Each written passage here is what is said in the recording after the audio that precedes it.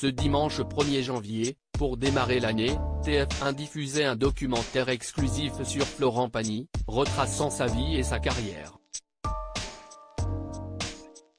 Face aux caméras, Azucena Kamano, l'épouse du chanteur, a expliqué la raison pour laquelle elle n'avait pas du tout été emballée lorsqu'elle l'a rencontré pour la première fois. Florent Pagny devait passer l'année 2022 sur les routes, pour sa tournée des 60 ans.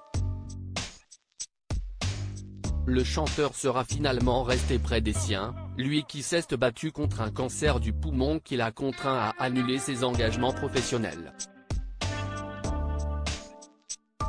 Entouré de son épouse Azucena Kamano et de leurs 2 enfants Yael, Florent Pagny a affronté la maladie, avec la détermination que ses proches lui connaissent. Cette force de caractère à toutes épreuves, l'entourage de Florent Pagny l'a longuement évoqué dans le documentaire Un homme libre, diffusé sur TF1 ce dimanche 1er janvier.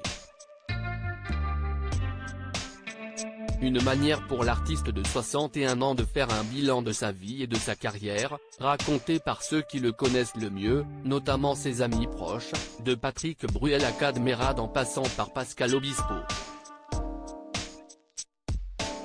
Et comment évoquer Florent Pagny sans faire intervenir Azucena Kamano, celle qui a tout changé dans sa vie?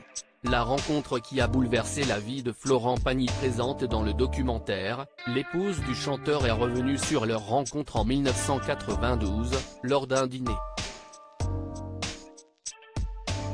À une soirée, Florent débarque.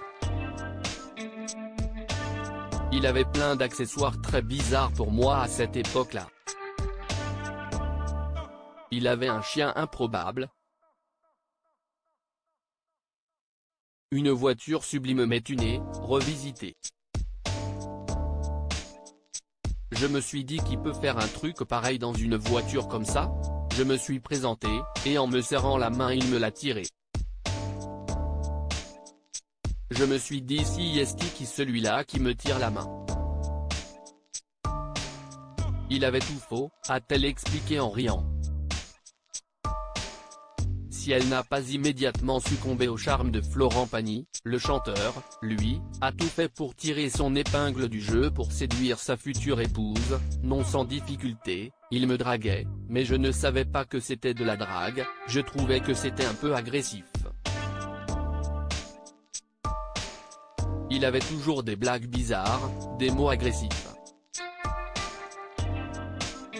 J'ai réalisé que ce n'était pas de l'agression, c'était de la maladresse, de la timidité mal gérée.